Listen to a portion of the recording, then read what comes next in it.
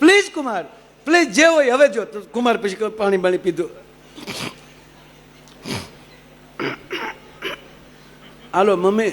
હા બોલો શું હતું કુમાર?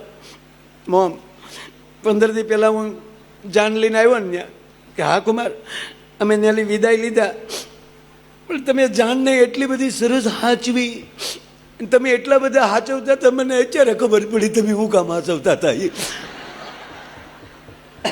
ના કુમાર એ તો અમારી ફરજ હોય ને, એ તો અમારી ફરજ હોય કુમાર, મહેમાનોને માન આપવું જોઈએ. એમાંય તો આ તો દીકરીનો પ્રસંગ કુમાર.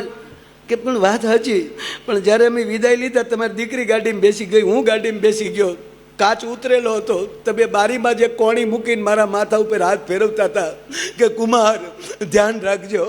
તમે રડતા રડતા કહેતા હતા ને કુમાર ધ્યાન રાખજો, કુમાર ધ્યાન રાખજો, ત્યારે મને એવું થતું હતું કે તમારી દીકરીની ભલામણ કરો છો તમે.